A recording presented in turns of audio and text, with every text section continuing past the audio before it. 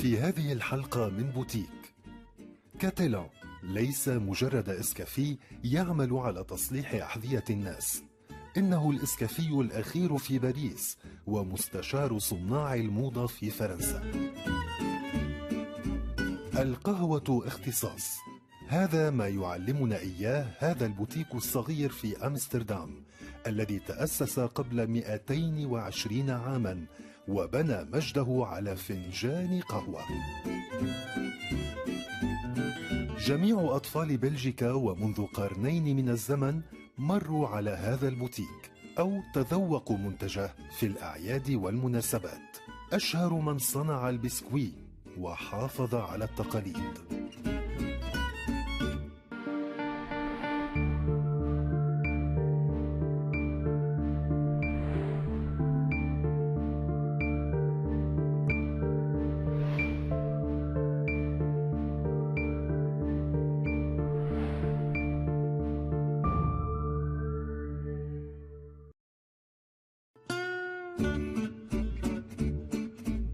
كاتيلان لا يزال يمارس مهنة منبوذة لدى بعض الناس ومندثرة في أماكن كثيرة، وفي زمن الاستهلاك والموضة لا زال يجد من يجدد حذاءه القديم. أين؟ في باريس.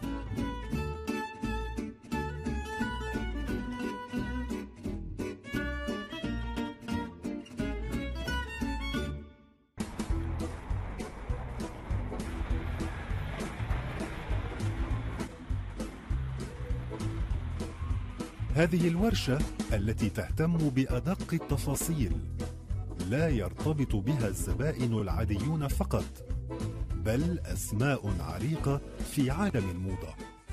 Des créateurs, des nouveaux créateurs.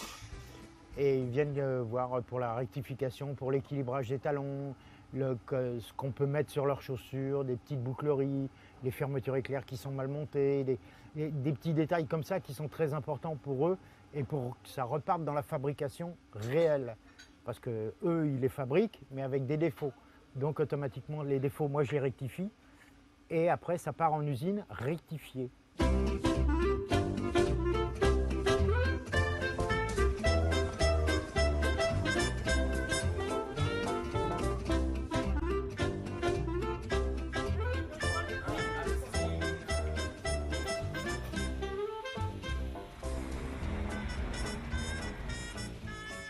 Alors, moi je suis Jean-Pierre, Cathélan, c'est le nom de la boutique. On est deux frères et on a cette entreprise de père en fils depuis 1956. On est les derniers qui restent dans le coin, qui font encore de la chaussure.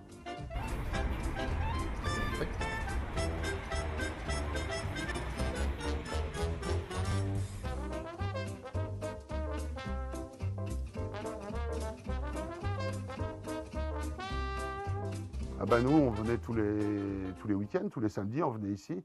On était au milieu des chaussures. Je pourrais presque dire qu'on est né au milieu des chaussures. Et c'était pour nous, c'était des vacances d'être ici. C'était merveilleux. Regardez, il y a des recoins. C'était vraiment que l'atelier. Il n'y avait pas toute cette réception que maintenant on a organisée pour mieux accueillir les gens. Au début, c'était vraiment l'atelier. C'était toute la surface. Il y avait des machines à coudre partout. Un terrain de jeu, c'était.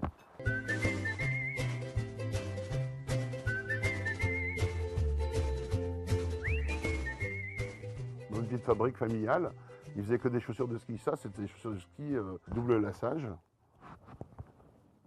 Voilà, avec une bride. Avec ça, on ne se cassait pas les chevilles. Mais par contre, c'était un petit peu lourd à porter. Les skis avant étaient beaucoup plus grands, beaucoup plus lourds. Donc ça, ils faisaient ça.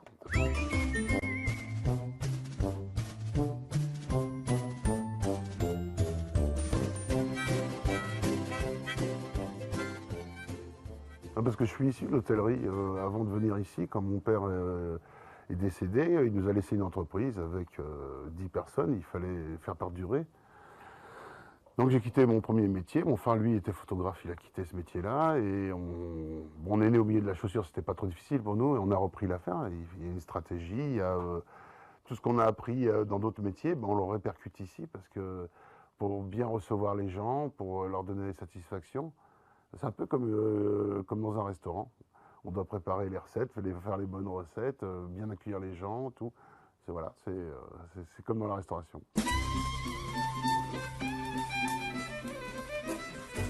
لا يتخلى الفرنسيون عن أحذيتهم بسهولة. ولماذا يفعلون ذلك؟ طالما هذا الدكان أخذ على عاتقه منذ 70 عاما أن يعطي الحذاء قدرا من الاهتمام. Tout le monde me connaît sous le nom de Papy. Parce que j'ai l'âge de la boutique et puis je suis le plus vieux de l'entreprise. Voilà, c'est pour ça. Ben, je suis connu, oui, parce que je fais tout ce que les autres ne font pas. Et ça, personne ne peut me remplacer à l'heure actuelle si moi je ne forme pas quelqu'un non plus. Et avant de former quelqu'un, il faut quelqu'un qui soit assez attentif.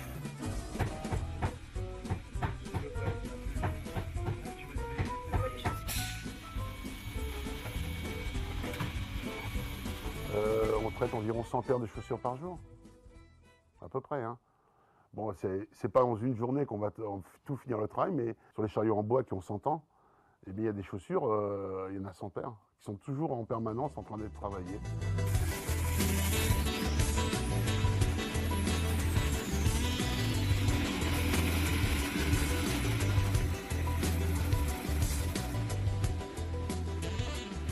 On est 9. Chacun sa spécialité, on répare les chaussures et aussi nous vendons des souliers parce qu'on aime ça. C'est presque perdu la cordonnerie. Les gens changent de chaussures et c'est tout. Ils ne font pas réparer. En France, on a encore cette demande de réparer ces chaussures qu'on aime, tout ça. C'est une tradition française, ça. Bah, travailler les chaussures, refaire la chaussure qui a été esquintée et la rendre comme si elle sortait de la boîte du magasin.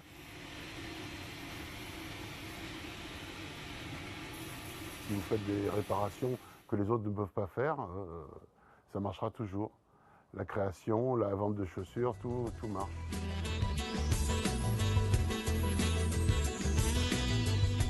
Si la chaussure est avec des gros trous, on doit pouvoir changer la semelle sans qu'à l'arrivée, il les retrouve sa chaussure comme quand elle était neuve. C'est ça la stratégie.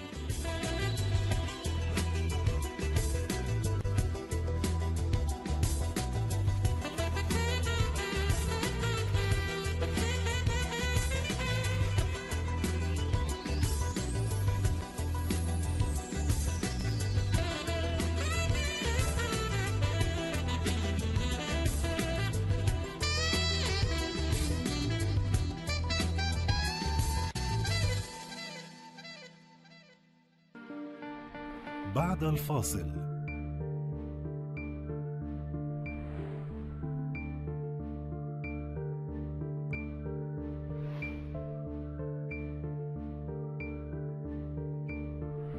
And they asked, of course, for tea and coffee. They came to Wijs, and from that period of, we are just provider to the royal family.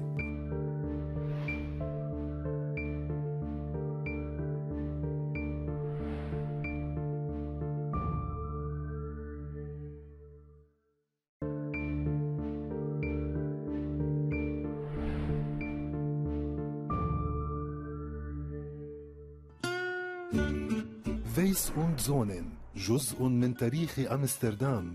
من فنجانه شرب ملوك ونبلاء، وبنكهة قهوته تعلقت أجيال.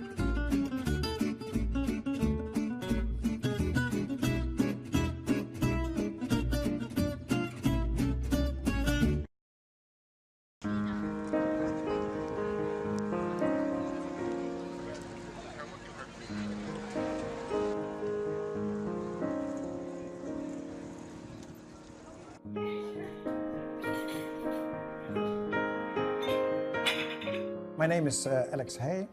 I'm related to the Wijs family, and Wijs is still the owner of the company Wijs & Zonen. This is Wijs & Sons. Before 1792, they were in business with a boat, and they rowed to the vessels ashore, and they brought them bread, tea, coffee, herbs, etc.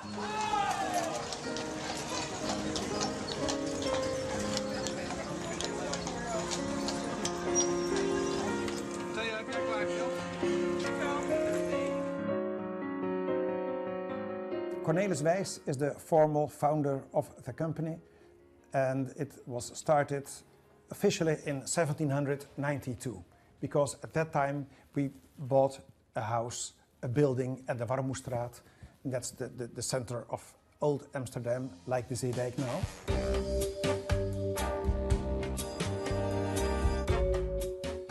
When the building was bought, they started a coffee roastery and they started just a kind of a warehouse where they could store tea in bulk. And they bought it everywhere.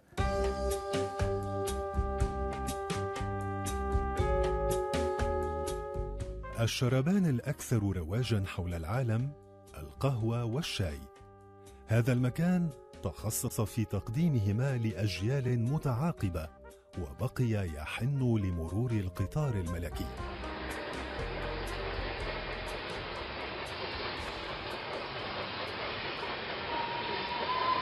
There was a royal waiting room for the royal train that comes into the central station. And they asked, of course, for tea and coffee. They came to Wijs. And from that period of, we are just provider to the royal family.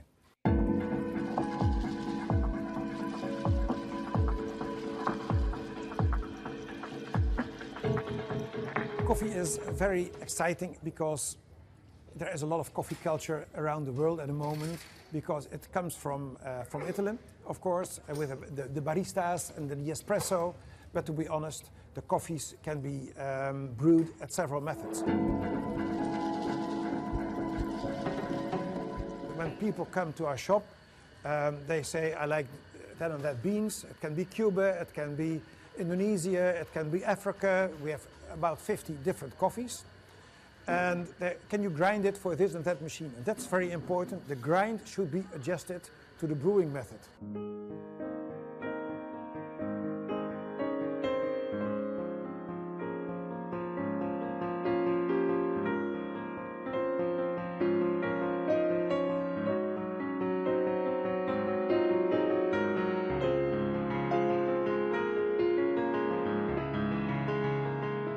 The tea plant itself, it's coming from China, of course, but how is it discovered? You have a lot of plants, you can do a lot with it, but how is it discovered and how did it become tea? Every region has its own tastes. The most important influence for the taste of tea is just the area around it. المترددون على المقهى مرتبطون بنكهة موثوقة ومجربة وأقرب إلى جلسة منزلية دافئة تختزنها زوايا المكان.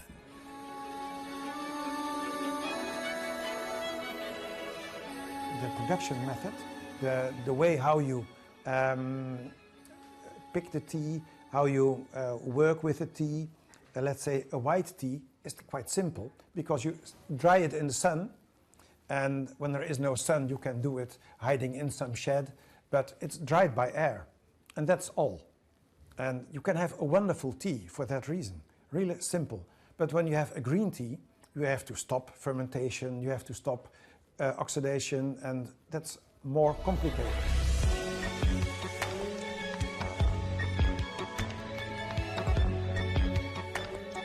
This is just a leaf from Darjeeling.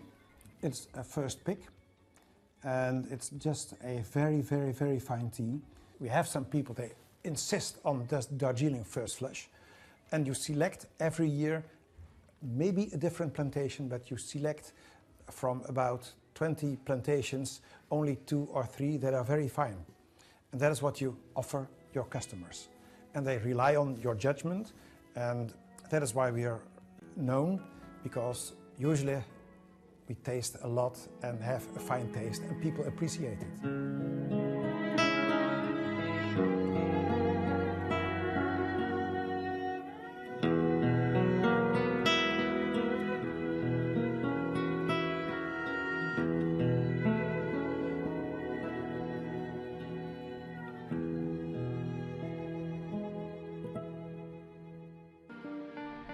بعد الفاصل.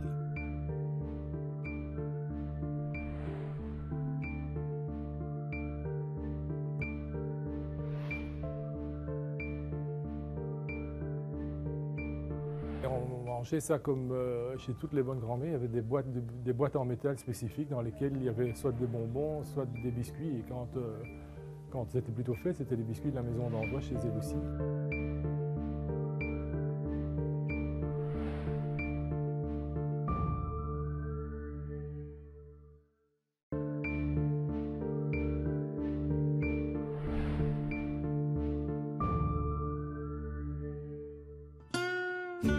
بعض أدوات تصنيع البسكوي لا تزال تعمل منذ 160 عاماً.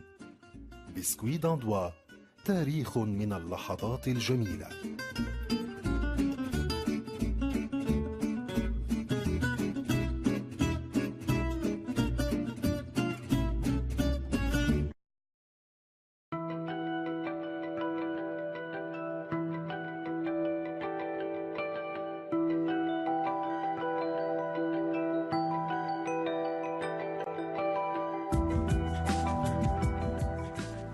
Mais on mangeait ça comme chez toutes les bonnes grand-mères, il y avait des boîtes en métal spécifiques dans lesquelles il y avait soit des bonbons, soit des biscuits. Et quand c'était plutôt fait, c'était les biscuits de la maison d'Andois chez elle aussi.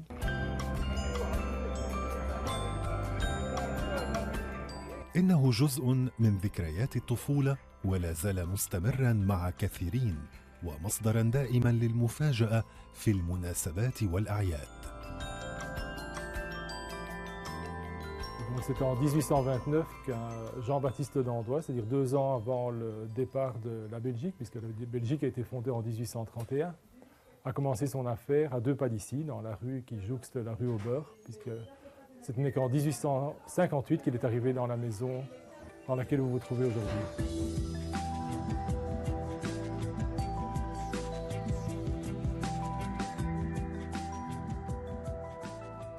Voilà, donc ça c'est mon papa et ça c'est mon grand-père.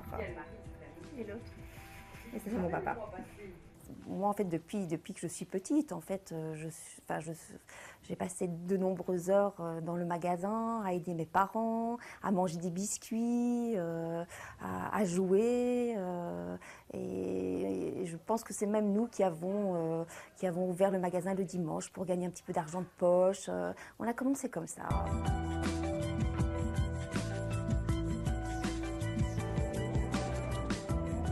Donc, le produit phare de la maison, c'est évidemment le pain à la grecque, qui était, à l'époque, on allait chercher le pain du fossé. C'était un boulanger qui, pour améliorer ses fins de pâte, à l'époque, on a découvert le sucre et les épices. Voilà, la composition, on mettra du lait, il y a du lait dedans, de la farine, du beurre et de la levure.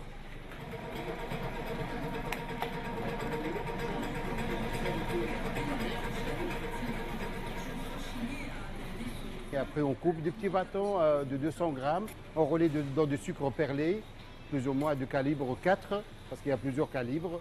Voilà, on le roule et on laisse reposer sur des plateaux, on fait des bâtons qu'on laisse reposer en poussant dans le four. Ils vont s'aplatir par le poids du sucre qu'il y a dedans, ils vont s'aplatir sur des platines beurrées.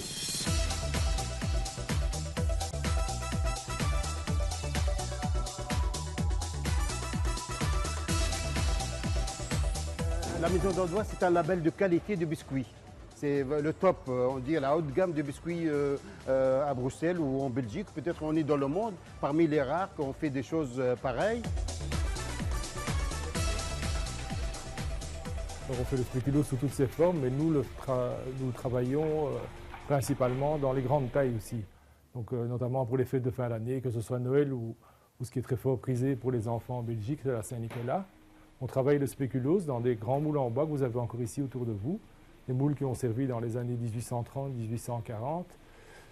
Et on allait chercher du spéculoos dans la maison et on vient toujours, à plusieurs générations, à certains moments de l'année, prendre du spéculoos pour des événements particuliers.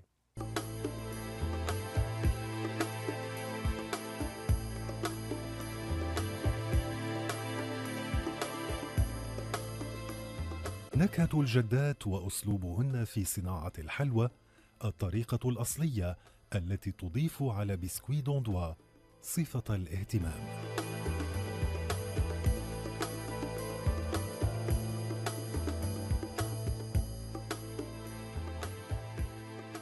Je me rappelle encore quand j'étais plus jeune que ma grand-mère mettait biscuits après biscuits sur les plateaux. On n'avait que deux vendeuses et ces petits enfin progressivement, quand ma maman est rentrée dans la boutique, c'est elle qui a installé donc enfin je lui qui a installé les produits sur des tables, qui les a mis en avant. Ce qui me marquait le plus, c'était cette odeur de cannelle, parce que souvent mon père, quand il revenait du travail, eh bien voilà, il sentait le biscuit, il sentait la cannelle, et c'est souvent cette odeur qui me restait. Oui, mais ça on touche parce qu'on vit avec le produit. C'est pas une machine qui touche qui fabrique, c'est l'humain qui touche, qui tâte, qui connaît le goût, qui doit goûter cru et on goûte cuit. Et on voit la différence, on voit la pâte qui bouge, on voit les produits, comment ils sont, ça se conserve, combien ça dure de cuisson. On est toujours à l'œil, on tient toujours à l'œil le produit. Et nous avons gardé une spécialité qui vient de Bruges, qu'on appelle ici la biscotte de Bruges ou la biscotte sucrée, qui est en fait une forme de tranche de pain qui est trempée dans du sucre cassonade. En l'occurrence, c'est de la cassonade dorée que nous utilisons, qui est beurrée d'abord à la main d'un côté, cuite, tournée, puis après on fait la même chose, la même opération. Donc c'est un produit qui demande énormément de temps dans sa confection.